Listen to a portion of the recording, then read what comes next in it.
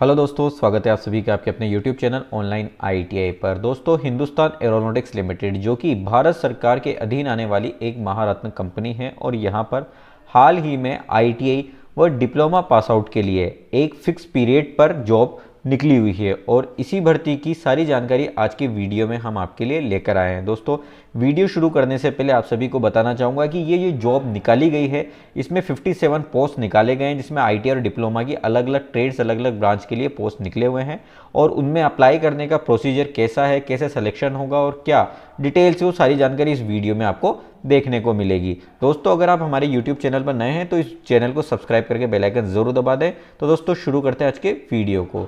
सबसे पहले बताना चाहूँगा दोस्तों, इस वैकेंसी में निकली हुई पोस्ट की, तो पोस्ट को आप कैटेगरी वाइज अलग अलग चेकआउट कर सकते हैं, जिसमें पहली पोस्ट है डिप्लोमा टेक्नीशियन मैकेनिकल की। इस पोस्ट के लिए 8 पद निकाले गए हैं। आगे पोस्ट है डिप्लोमा टेक्नीशियन मैकेनिकल एफएसआर की, इसमें 2 पोस्ट निकाले हुए हैं। दोस्तों, इन पोस्टों के साथ आप पोस्ट कोड को भी नोट डाउन कर ले, जिससे आपको इन पोस्ट के अकॉर्डिंग क्या क्वालिफिकेशन मांगी गई है उसको इस नोटिफिकेशन में चेक करने में आसानी हो। दोस्तों, ये नोटिफिकेशन आप हमारे टेलीग्राम ग्रुप से भी डाउनलोड कर सकते हैं। दोस्तों, 3rd नंबर पे जो पोस्ट निकाली है वो है डिप्लोमा टेक्नीशियन इलेक्ट्रिकल की, जिसमें 2 पोस्ट निकाले गए हैं। डिप्लोमा टेक्नीशियन इलेक्ट्रिकल एफएसआर में 3 पोस्ट निकाले गए हैं। ये category wise SC ST OBC और अनरिजर्व्ड आप यहाँ पर चेकआउट कर सकते हैं। ठीक है, डिप्लोमा टेक्नीशियन इलेक्ट्रॉनिक्स से 21 पोस्ट यहाँ पर निकाले गए हैं सबसे ज़्यादा। डिप्लोमा टेक्नीशियन इलेक्ट्रॉनिक्स एफएसआर के 14 यानी 14 पोस्ट निकाले गए हैं। डिप्लोमा टेक्नीशियन केमिकल का 1 पोस्ट केवल निकला हुआ है। इसी तरीके से अगर बात करें, ऑपरेटर इलेक्ट्रॉनिक के 2 पोस्ट है, ऑपरेटर फीटर का 1 पोस्ट है, ऑपरेटर पेंटर का 2 पोस्ट है और ऑपरेटर टर्नर का 1 पोस्ट है। ठीक है, तो ये जो ऑपरेटर वाली पोस्ट है आईटीआई पास कैंडिडेट के लिए रिजर्व है। वहीं 7 नंबर तक जो डिप्लोमा टेक्नीशियन वाली पोस्ट है, इसमें अप्लाई करने के लिए आपका पास डिप्लोमा होना चाहिए। ठीक है दोस्तों, यहाँ पर कुछ जानकारी और मैं आपको देना चाहूँगा कि जो ईडब्ल्यूएस कैंडिडेट्स वाली पोस्ट है उनमें अनरिजर्व्ड यानी जनरल कैंडिडेट्स अप्लाई कर सकते हैं। असेंशियल क्वालिफिकेशन की अगर बात करें तो डिप्लोमा पास आउट के लिए जो पोस्ट निकले हुए हैं उसमें अप्लाई करने के लिए आपके पास फुल टाइम रेगुलर डिप्लोमा मांगा गया है। जिस भी ब्रांच वाली पोस्ट में अप्लाई करना चाहते हैं उस ब्रांच से आपके पास डिप्लोमा होना चाहिए। ठीक है, ये जो डिप्लोमा ये 3 वर्ष वाला यहाँ पर मांगा गया है। इसी के अलावा मैं आपको बताना चाहूँगा कि जो डिप्लोमा टेक्नीशियन से रिलेटेड एक और पोस्ट यहाँ पर जारी हुई है, जो कि है डिप्लोमा टेक्नीशियन केमिकल। इसमें अप्लाई करने के लिए आपके पास अगर एमएससी है केमिस्ट्री में तो भी आप अप्लाई कर सकते हैं। साथ ही डिप्लोमा वाले कैंडिडेट जिन्होंने केमिकल से डिप्लोमा किया हुआ है 3 वर्षीय, वो भी अप्लाई कर सकते हैं। जो ऑपरेटर वाली पोस्ट है, जिसमें सबसे पहली पोस्ट है इलेक्ट्रॉनिक मैकेनिक की, इसमें अप्लाई करने के लिए आपके पास 3 साल की अगर अप्रेंटिस है तो आप अप्लाई कर सकते हैं, या फिर अगर आपने 2 साल की आईटीआई कर रखी है और एनएससी का सर्टिफिकेट यानी अप्रेंटिस का सर्टिफिकेट हासिल किया हुआ है तो भी आप अप्लाई कर सकते हैं। सेम फीटर में भी 3 साल की अगर आपने अप्रेंटिस की हुई है या फिर आपने 2 साल की आईटीआई और अप्रेंटिस का प्रमाण पत्र हासिल किया हुआ है तो अप्लाई कर सकते हैं। पेंटर में भी सेम क्वालिफिकेशन है और टर्नर में भी सेम क्वालिफिकेशन है। तो यहाँ पर जिन लोगों ने अप्रेंटिस किया हुआ है उनके लिए एक बेहतरीन मौका है और इसमें काफ़ी कम आपको कंपटीशन देखने को मिलेगा। अगर एज की बात करें तो जो आपकी एज काउंट होगी वो 24 नवंबर 2024 कट ऑफ डेट रखी गई है, इस अनुसार काउंट होगी। अपर एज लिमिट की अगर बात करें तो जनरल कैंडिडेट्स के लिए अपर एज लिमिट 28 वर्ष रखी गई है। वहीं अगर बात करें SC ST को तो उनको 5 वर्ष की अपर एज लिमिट में छूट मिल जाएगी। ओबीसी को 3 वर्ष की अपर एज में छूट मिल जाएगी। ठीक है, पोस्ट क्वालिफिकेशन एप्लीकेशन की अगर बात करें कि अगर आपके पास कोई अनुभव है तो आपको अनुभव होने के साथ मैक्सिमम 7 वर्ष की छूट यहाँ पर दे दी जाएगी। यानी अगर आप अनुभव प्रमाण पत्र लगाते हैं इस वैकेंसी के लिए तो आपको 7 वर्ष का लाभ मिल जाएगा। ठीक है, अब बात करते हैं कि ये जो पोस्ट है जैसे कि मैंने शुरुआत में बताया था, एक फिक्स टर्म के लिए है, यानी एक लिमिटेड टाइम के लिए है।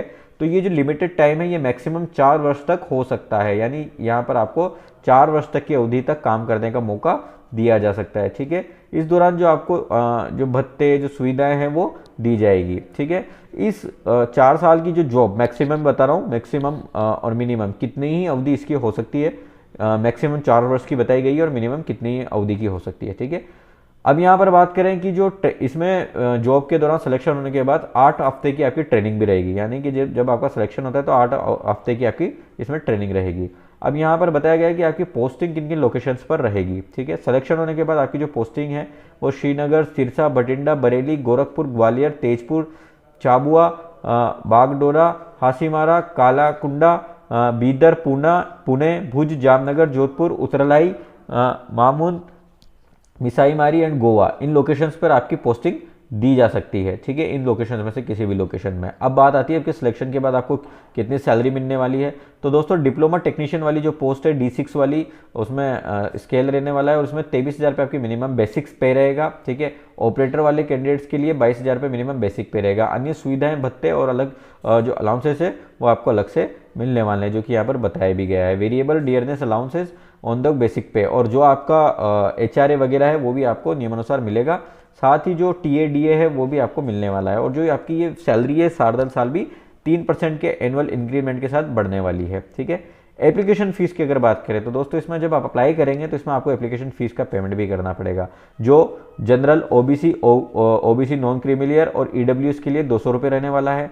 वहीं अगर बात करें SC ST PWD x apprentice जिन्होंने HAL हैदराबाद से अप्रेंटिस किया हुआ है, उन लोगों के लिए किसी भी प्रकार की कोई फीस नहीं लगने वाली है। तो अप्रेंटिस करने का भी यहाँ पर फायदा कैंडिडेट्स को इस वैकेंसी में मिलने वाला है। दोस्तों आप जानते हैं इस कंपटीशन के इस ज़माने में अगर आप अप्रेंटिस करते हैं तो कहीं ना कहीं वो आपको यूज़फुल रहती ही है, ठीक है। रजिस्ट्रेशन के प्रोसेस की अगर बात करें तो इसमें आप अप्लाई करने के लिए जो डेट्स बताई गई है वो आप HAL के ऑफिशियल वेबसाइट पर जाकर 7 नवंबर से लेकर 24 नवंबर के बीच में ऑनलाइन अप्लाई कर सकते हैं, ठीक है।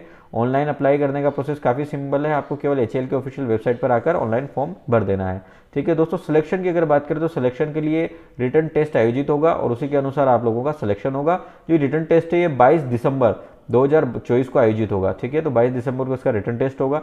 जो रिटन टेस्ट होगा ये 2.5 घंटे का होगा और इसमें 3 पार्ट होंगे, ठीक है, रिटन टेस्ट में। और जो क्वेश्चन आएंगे वो MCQ टाइप के आएंगे। पार्ट 1 में 20 क्वेश्चन आएंगे जो कि जनरल अवेयरनेस से रिलेटेड होंगे। पार्ट 2 में 40 क्वेश्चन आएंगे जो कि इंग्लिश और रीजनिंग के होंगे। पार्ट 3 में 100 क्वेश्चन आएंगे जो कि आपके कंसर्न डिसिप्लिन से होंगे, यानी कि जिस पोस्ट से आपने अप्लाई किया है उस पोस्ट से रिलेटेड जो क्वालिफिकेशन मांगी गई है उससे रिलेटेड आपके क्वेश्चन आने वाले हैं। इस एग्जाम के लिए जो आपका एडमिट कार्ड जारी होगा उस पर आपको आपका रिसेंटली कलर साइज का फोटो लगा के एग्जाम सेंटर पर पहुंचना है। एग्जाम जो होगा आपको HAL हैदराबाद में ही आयोजित होने की संभावना है, ठीक है।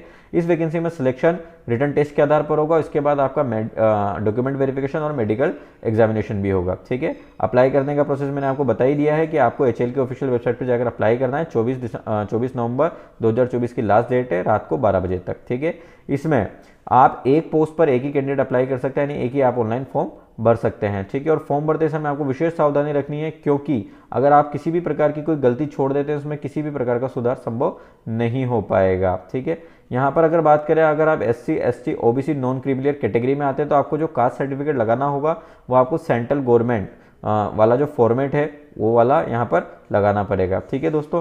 तो उम्मीद है कि इस वैकेंसी की जो हमने आपको इन्फॉर्मेशन प्रोवाइड करवाई है ये आपको यूजफुल जरूर लगी होगी। अगर आपको किसी भी प्रकार की कोई समस्या या कोई सहायता की आवश्यकता लगती है तो आप हमें कमेंट करके अपना क्वेश्चन पूछ सकते हैं, या फिर यहाँ पर HAL के ऑफिशियल मेल ID और कॉन्टैक्ट नंबर भी दिए हुए हैं, यहाँ पर भी कॉन्टैक्ट करके आप हेल्प पा सकते हैं। दोस्तों अगर ये वीडियो आपको हेल्पफुल लगी हो तो इसे प्लीज़ लाइक ज़रूर करें। साथ ही दोस्तों आपको बताना चाहूँगा कि ITI और डिप्लोमा से रिलेटेड काफ़ी सारे जॉब और अप्रेंटिस की जानकारी हम रेगुलर अपडेट करते रहते हैं, जिसको आप हमारे YouTube चैनल पर प्राप्त कर सकते हैं। दोस्तों हमारे YouTube चैनल को आप प्लीज़ सब्सक्राइब करके बेल आइकन जरूर दबा दें ताकि ऐसे अपडेट आपको रेगुलर मिलते रहें। साथ ही Instagram पर भी हमें ज्वाइन कर ले और टेलीग्राम पर भी हमें ग्रुप से जुड़ जाए। तो दोस्तों मिलते हैं अगली वीडियो में, टेक केयर।